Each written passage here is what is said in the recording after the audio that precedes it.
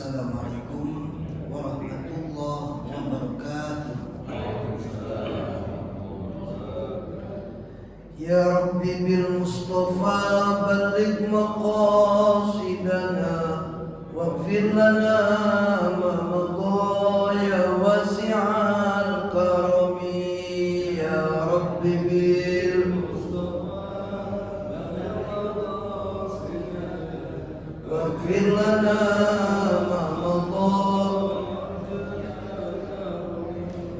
Muhammadun sayyidul qawlaini wa thaqalaini wal fariqaini min urbi wa min ajami. Ya Rabbi bil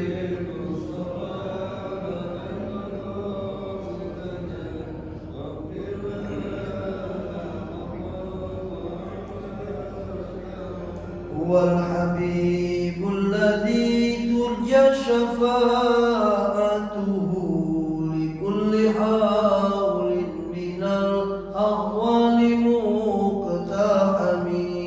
Ya Rabbi bil balligh maqasidana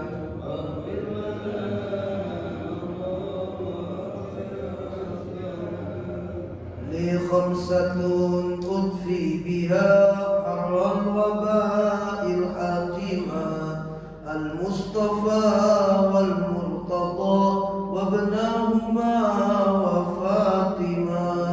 Ya Rabbi bil Mustafa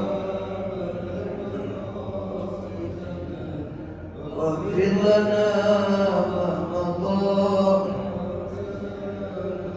Allahumma salli wa sallim wa barik alaihi.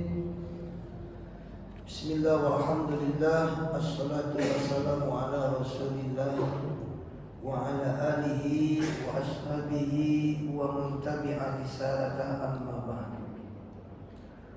Hadratil kiram, para asatid, para hujjaj, bapak-bapak haji, ibu-ibu haji, serta calon-calon haji, seluruh jamaah serta pengurus Masjid Jami Kota Simpruk. Alhamdulillah kita panjatkan kehadirat Allah, kita masih bisa melaksanakan satu kewajiban kita, yakni melaksanakan ibadah di awal hari kita, yakni melaksanakan sholat subuh. Alhamdulillah kita melaksanakannya dengan berjamaah, disambung dengan kajian tafsir Jalalain. Mudah-mudahan menambah pemahaman kita tentang Al-Quran. Amin ya rabbal alamin. Sholawat dan salam mari kita haturkan keharibaan baginda Rasul, sekaligus menyatukan ruhani kita dengan ruhani beliau. Mari sama-sama kita bersolawat. Allahumma salli ala Sayyidina Muhammad wa ala ali Sayyidina Muhammad. Tak lupa kita awali kaji kita pagi ini dengan membaca Ummul Quran Suratul Fatihah. Kita berdoa kepada Allah Subhanahu wa taala, semoga orang tua kita, guru-guru kita, sahabat-sahabat kita yang telah mendahului kita, dilapangkan kuburnya, diterangkan kuburnya, dan kita yang masih ada umur, Allah berikan kesehatan untuk kita dan keluarga kita, dimudahkan dalam segala urusan. Ala hadzi ya wa ala kulli shay'in qadir. Nabi Rasulullah sallallahu alaihi wasallam. Wa la ta'lim bi hadzal kitab ana wa yatamassalu rahmati wa maghfirah. Al-Fatihah. A'udzu billahi minasy syaithanir rajim. Bismillahirrahmanirrahim. Alhamdulillahi rabbil alamin. Ar-Rahmanir Rahim. Maliki yaumiddin. Iyyaka na'budu wa iyyaka nasta'in. Ihdinas siratal mustaqim. Siratal ladzina an'amta 'alaihim ghairil maghdubi 'alaihim waladdallin. Rabbi ighfir lana wa liwalidina amin. Para jemaah yang Allah muliakan, kita sampai kepada surah Al-Baqarah ayat 245. Total Al-Baqarah itu berapa? 286. Insyaallah sebelum Ramadan selesai kali Al-Baqarah ya. Kalau orang dulu tuh habis selesai tuh ada yang dipotong. Nah, kebetulan nih mengkajinya Al-Baqarah, berarti yang dipotong apa? Wah. Waktu syuruk hari ini jam 5.25 ya. Waktu syuruk.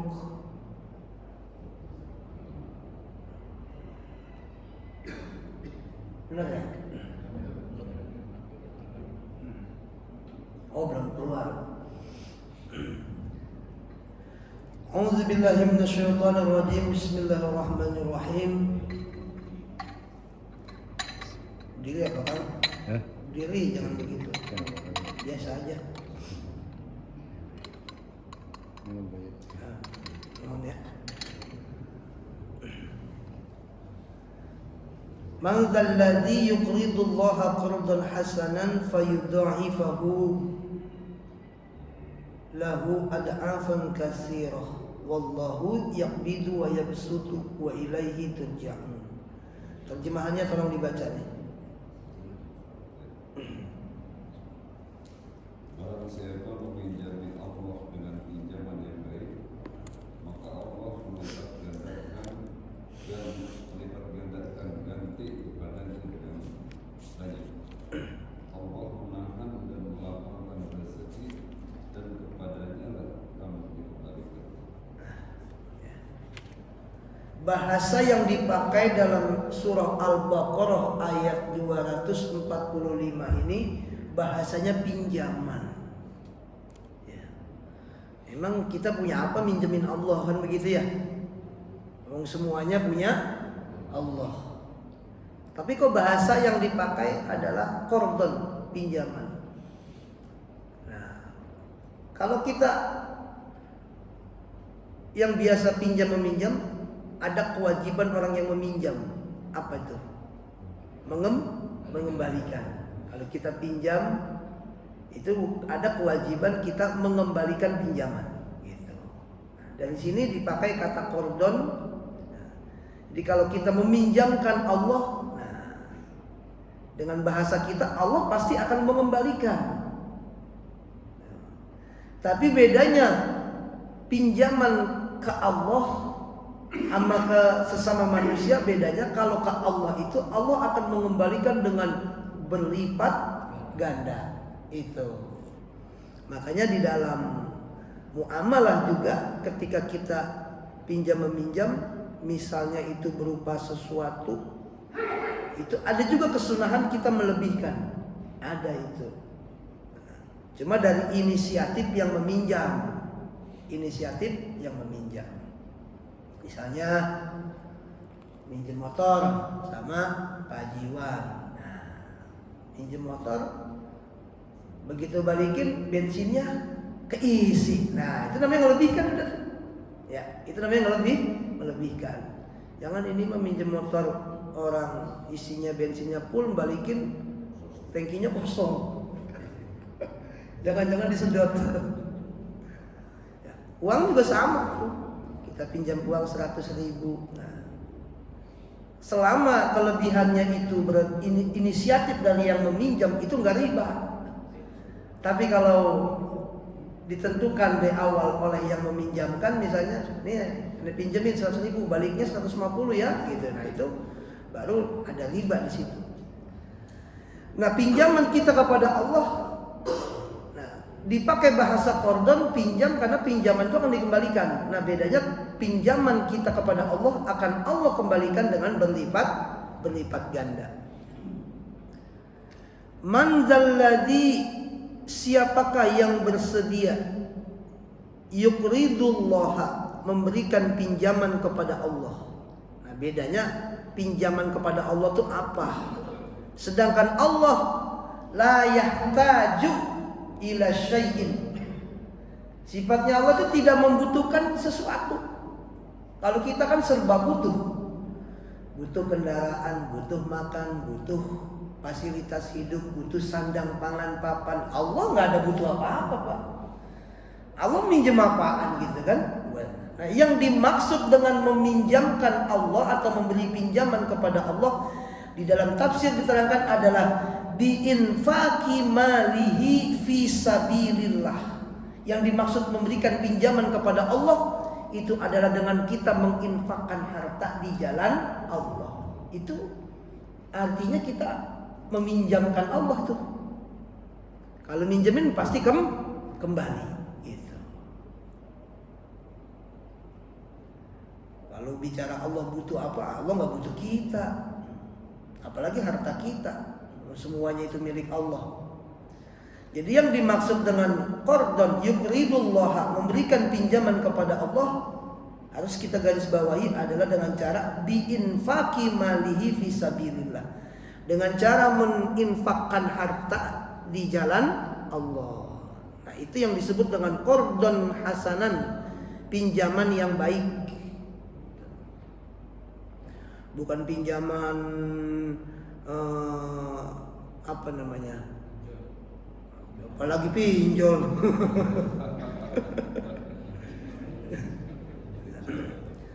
Qardun hasanan yakni pinjaman yang baik bi ayyunfikuhullah azza wa jalla, dengan menginfakkan kepada Allah taala an tayyibi qalbin, ya, berdasarkan hati yang ikhlas. Dari hati yang ikhlas tuh. Kalau kita menginfakkan harta di jalan Allah dengan hati yang ikhlas, apa balasannya? Fayudha'ifahu lahu ad'afan katsirah. Maka Allah akan melipat gandakannya bagi orang tersebut ad'afan katsirah, balasan atau pengembalian yang berlipat ganda, berlipat-lipat. Fayudha'ifahu, ada juga yang membacanya fayudha'ifahu. Ada qiraat yang membaca tanpa alif.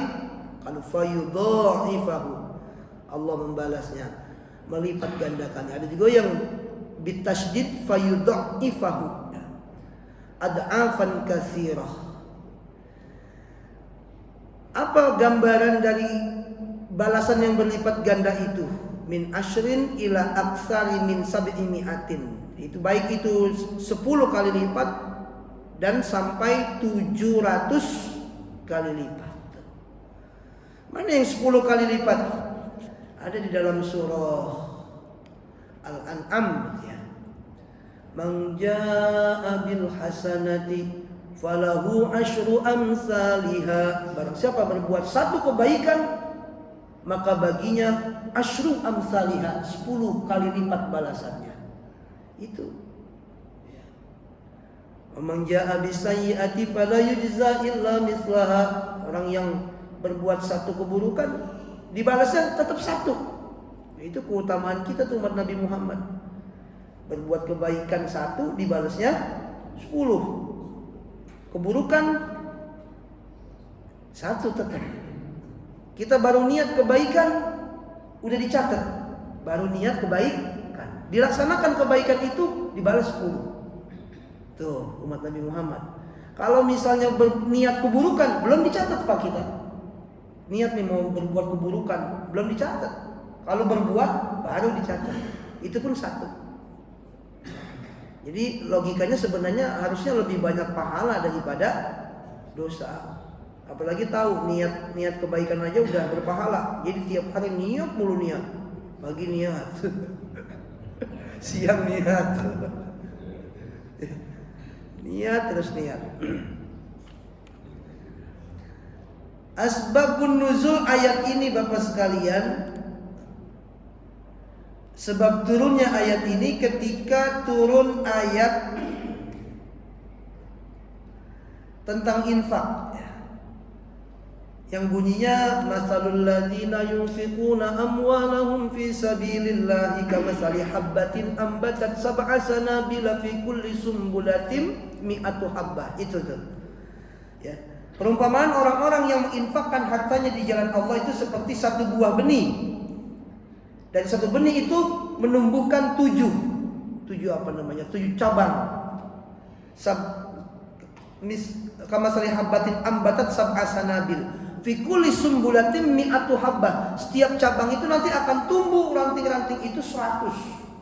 Itu 7 cabang, masing-masing cabang 100 ranting. Jadi ada berapa semua tuh? 700. Ini ayat sebab turunnya ini. Maka dari situ kemudian turunlah ayat Al-Baqarah berapa tadi? 240. Nah, ya. 245. Ya, nah. Ajakan man dzalladzi yuqridullah. Ajakan kepada siapa? Saat turunnya ayat ini ya Nabi kepada para sahabat. Tapi saat ini ya, pemahaman Al-Quran itu ketika kita membaca maka khitabnya ya kita. Al-ibratu bi umumil lafzi. Ibrahnya itu diambil keumuman lafal. Jadi man dzalladzi yuqridullah, sama aja Allah mengajak kita. Ayo, siapa yang mau memberikan pinjaman kepada Allah? Jadi kalau ada pembangunan masjid kita menyumbang, itu bukan minjemin panitia pembangunan, bukan minjemin pengurus masjid, bukan. Justru kita sedang berinvestasi, kita sedang memberikan pinjaman kepada Allah yang ganjarannya Allah akan berikan berkali-kali lipat. Yakin apa enggak? Kurang mantap jawabannya. Yakin apa enggak? Nah, orang kita kan masalahnya yakinnya yang kurang, Pak. Orang dulu ngajinya sederhana tapi yakinnya mantap. Makanya orang dulu mah enggak heran itu. Kayak zaman penjajahan itu, zaman perang. Bambu runcing bisa ngalahin meriam. Kok bisa? Karena yakin gitu. Karena yakin. Kalau kita kan kurang yakin. Ini kata Ustadz nih 10 kali lipat nih. Cobain lah. Nah, masukin dia infak. Bener kagak sih? Nah, orang kita keyakinannya kurang. Harusnya yakin kita. Memang keyakinan itu ada tingkatannya. Yang pertama, ilmu yakin. Ilmu tentang yakin, kita tahu. Yang kedua, ainul yakin. Setelah kita melihat, baru yakin tuh. Begitu ngelihat Pak Haji Iwan nenteng gitu kan, panopal, apaan tuh Pak Iwan? Ini kemarin habis infak ini tiba-tiba dapat segini nih, wah. Oh, jadi benar nih. Nah, setelah melihat itu panopal jadi ainul yakin. Nah, karena udah melihat. Begitu panopal mempraktekkan dan hasilnya betul memang Allah lipat gandakan, baru namanya hakul yakin. Itu yang tertinggi keyakinannya tuh. Kayak kita sholat di sini kita nggak ngelihat Ka'bah, Pak. Cuma kita ke arah Ka'bah. Kenapa? Karena ilmu yakin, ilmu kita mengatakan bahwa sholat itu mengarah ke Ka'bah dan Ka'bah itu adanya arahnya di sana. Ya terserah kalau kita tarik benang mah. Kan kalau tukang bangunan begitu ya, tarik benang dari sini ke Ka'bah berapa kilometer itu, berapa ribu. Baru lurus tuh kalau mata tukang bangunan. Kalau belum ditarik benang kan belum lurus. Nah, begitu ditarik benang sama tukang bangunan, ternyata meleset umpama gitu. Ya. Itu ainul yakin kita ngadepnya ke sana. Karena menurut keyakinan kita memang ke sana. Begitu kita datang umroh ke haji, sholat kita di hadapan Ka'bah, kelihatan itu Ka'bah, berarti itu namanya ainul yakin. Setelah itu nanti tambah keimanan kita mantap, barulah namanya hakul yakin. Ya, ini juga dalam berinfak di jalan Allah juga sama Bapak sekalian. Keyakinan itu ya harus kita pupuk, kita latih. Bagaimana ngelatihnya? Ya semakin sering kita berinfak, ya, nanti juga kita akan mendapatkan kenikmatan. Orang kalau belum mendapatkan kenikmatan dari bersedekah, berinfak, belum bisa. Kenikmatan itu apa ya? Rasa di hati nih. Kalau misalnya cuma sekedar nunggu datangnya Ramadan, orang baru rajin berinfak, bener nggak? Bersedekah. Tapi kalau udah merasakan nikmatnya berinfak, bersedekah, nggak mesti besar pak, nggak mesti besar. Kita cuma ngasih nasi sebungkus, ya nasi sebungkus berapa sih di warteg? 12.000 di Padang, ya, 13, oh naik. Kita cuma ngasih uang 2.000 rupiah ke pengemis lewat. Tapi kalau kita sudah tahu kuncinya, sudah merasakan manisnya infak sedekah, oh insya Allah. Ya. Nah, kalau belum, ya terus belajar, terus diasah. Keyakinannya itu diasah sampai kepada tahap ainul yakin, bahkan hakul yakin. Ya. Penyumbang apanya sih, orang masjid udah jadi, gitu kan, umpama, ya kan? Kalau dulu waktu masih bangun ada pasir, ada semen, ada apa. Setelah udah jadi bagaimana? Bangunan yang udah jadi perlu perawatan. Bangunan yang udah jadi perlu operasional. Apa Pak Ji? Oh iya, kalau listriknya mati, AC mati. AC mati. Air mati, orang nggak bisa wudu. Ya. Fayudha'ifahu lahu ad'afan katsirah. Itu perumpamaannya dari 10 kali lipat sampai kepada 700 kali lipat. Buktiin silakan. Kalau ingin membuktikan ayat Allah katanya dapat 10 kali lipat, silakan. Cuma konotasi kita jangan selalu kepada rezeki itu bentuknya uang, jangan. Ada yang lebih mahal dari itu, Pak. Ya. Ini katanya kita 10 kali lipat, berarti kalau 10.000 jadi 100.000. Nah itu konotasi kita kudu dibuang yang kayak gitu. Kenapa? Karena rezeki itu bukan cuma duit, bahkan lebih banyak yang bukan berupa duit rezeki kita, benar nggak? Ini kita bisa duduk di masjid pagi-pagi begini, rezeki Allah.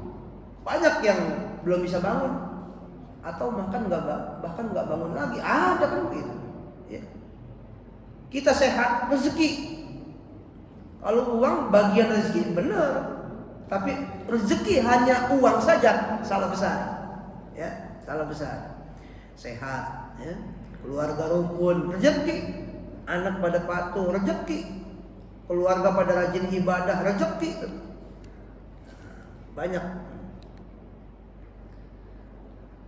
Pilih mana Pak? Duit banyak, tapi kita sakit. Apa duit dikit, kere, badan sehat, mana Pak?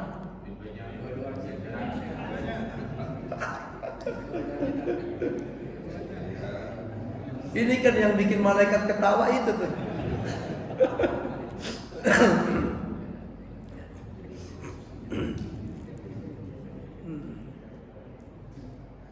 Kalau kata almarhum Kiai Haji Zainuddin MZ, enggak ada sejarahnya orang miskin karena sedekah, orang kaya karena judi.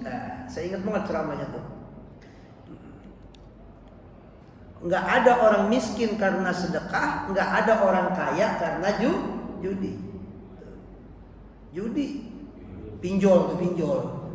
Judi, judol. Judi, kalah, penasaran, menang, ketagihan. Tahu-tahu berapa ratus juta. Sedekah, lahiriahnya aja kita berkurang itu.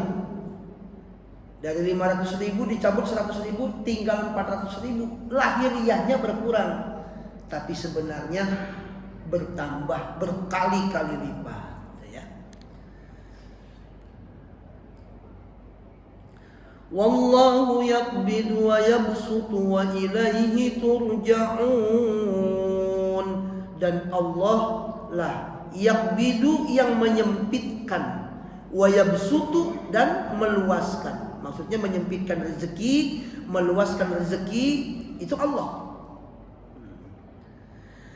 Wallahu yaqbidu, dan Allah menyempitkan, adalah Allah menyempitkan ayyumsikur rizqa, menahan rezeki. Rezekinya ditahan.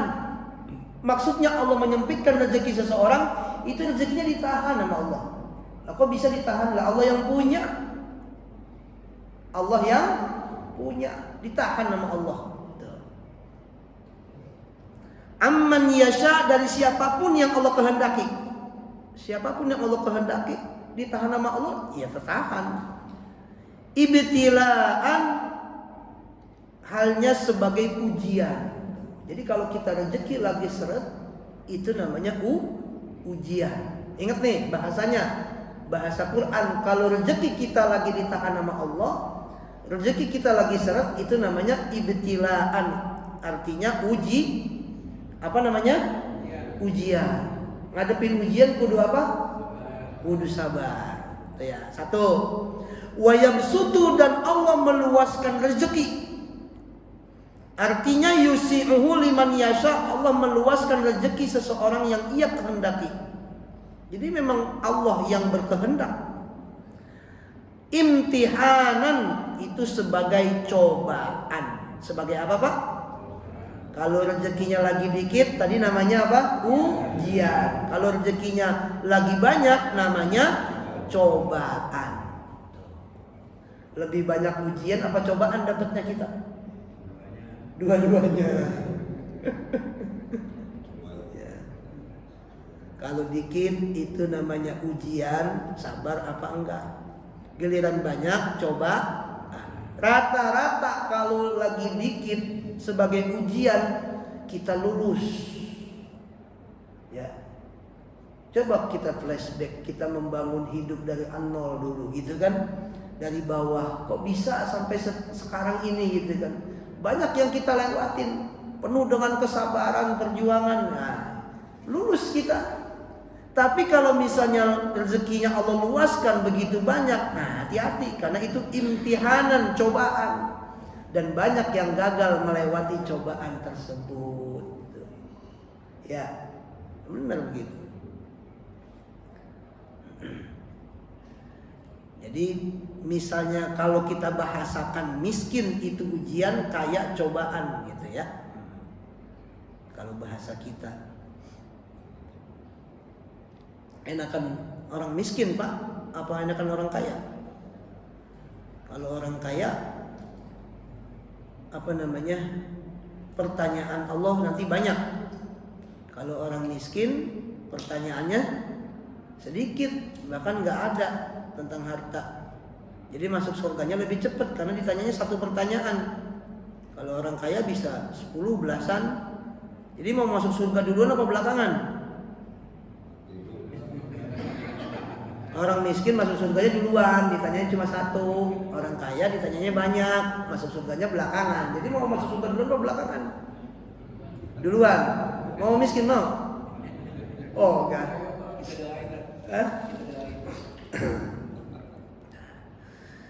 Serba salah.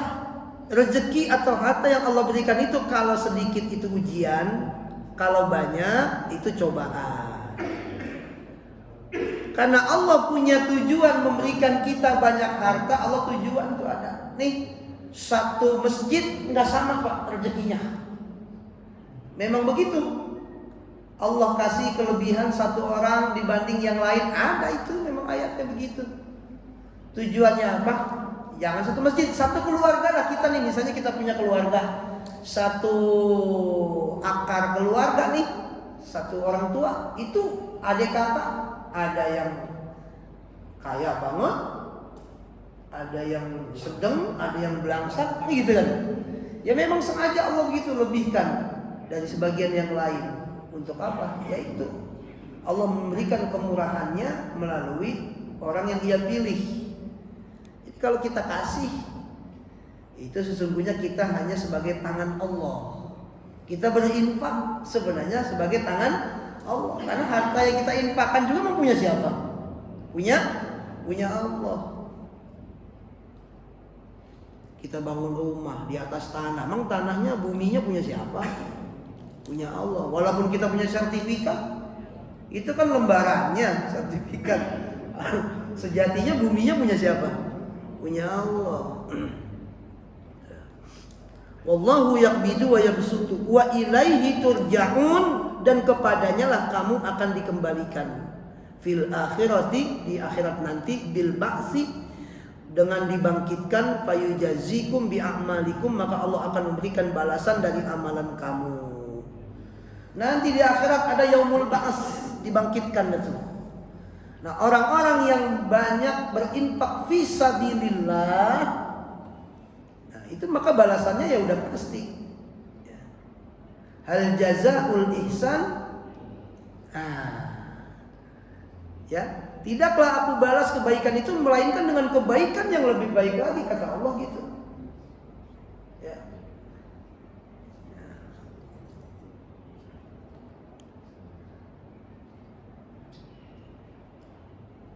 Kalau kebaikan kita sedikit, ya balasannya juga nanti sedikit. Kalau pepatah orang dulu mah, kalau kita nanemnya toge, jangan berharap panennya padi, gitu ya.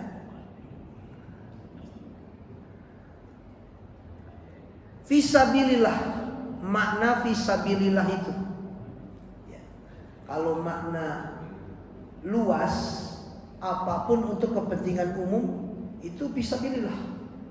Kalau penafsiran dari ulama-ulama Mesir seperti Yusuf Al-Qaradawi dan lain-lain, itu fisabilillah yang diikuti kalau di Indonesia oleh Ustadz Abdul Somad. Nah, itu luas mana fisabilillah, ya.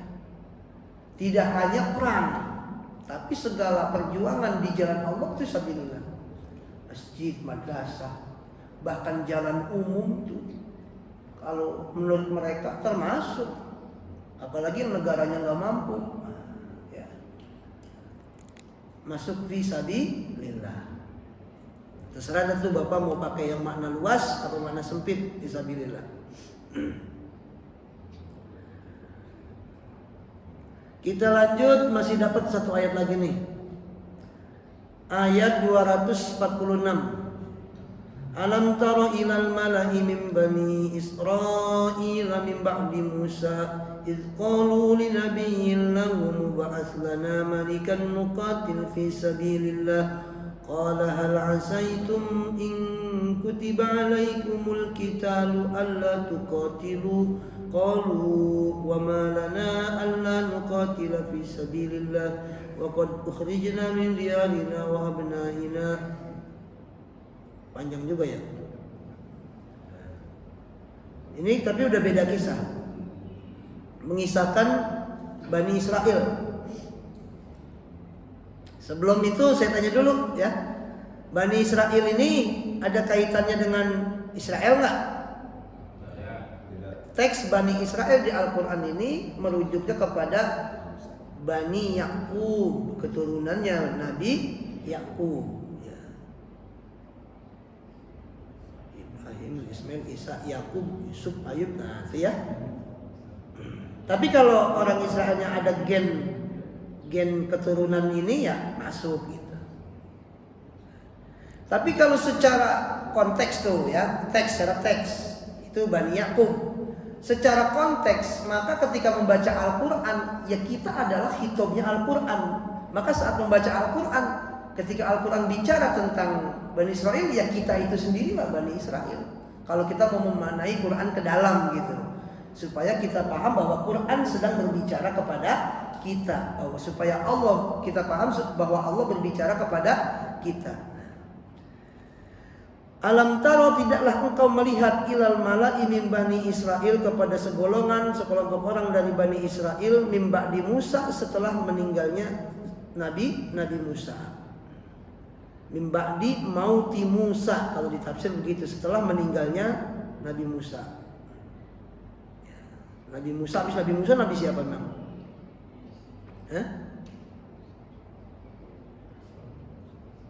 Musa, habis Nabi Musa Nabi apa? Harun, Musa, Ilyas, ya. Ilyasa. Apal nggak sih? Kalau zaman dulu mah habis ngaji begitu tuh. Adam, Idris, Nuh, Soleh, Ibrahim. Kebetulan teman kita nama bapaknya Ibrahim, kenceng banget Ibrahimnya.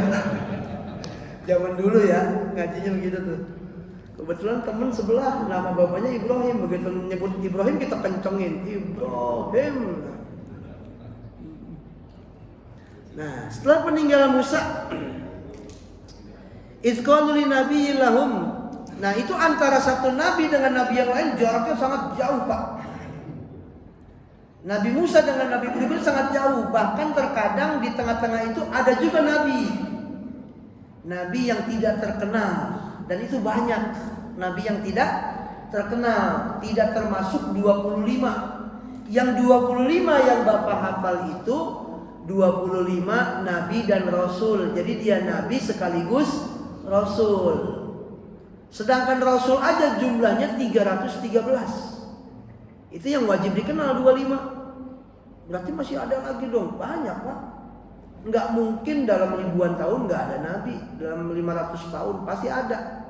Setiap kaum pasti Allah utus nabi. Ya. Bagaimana dengan jumlah? Kalau rasul aja 313, bagaimana dengan jumlah nabi? Enggak kehitung. Ada yang mengatakan 200 berapa itu? 17.000 atau berapa? Ada yang bilang banyak ya jumlah nabi. Nah, termasuk di sini nih, di ayat ini. Tidakkah kamu memperhatikan sekelompok dari Bani Israel setelah kematian Musa, ketika mereka berkata kepada nabi mereka. Nah, ini nih. Iz qalu li nabiyyin lahum. Ketika mereka berkata kepada nabi mereka, siapa? Nabi Musa udah meninggal kan tadi itu. Ini kan ceritanya ba'da mauti Musa, setelah meninggalnya Nabi Musa. Ternyata ada nabi lain. Ya. Nabi lain. Di sini disebut huwa Samuel, Nabi Samuel. Nabi Samuel gitu ya. Ya kan emang bukan di daerah kita. Ya. Ada kalau di surah Yasin Nabi Samun, kalau dia di Indonesia mah Nabi Samson gitu. Makanya Samson kuat kan, kuat. Ya emang Samun nabi yang ahli pukul, tenaganya kuat. Ya kalau di kita emang Samson. Ya. Ini Samuel, ya. Samuel. Nabi Samuel namanya. Nah, itu Bani Israel berkata kepada Nabi Samuel, "Ib'ats lana malikan." Ya. Angkatkan kepada kami atau utus kepada kami malikan, seorang raja. Nuqatil fi sabilillah, kami akan berperang bersamanya di jalan Allah. Tuh. Bisa mengatur tentara, melatih tentara gitu kan. Jadi bisa berperang. Qala nabiyyu lahum, lalu qala hal asaitum,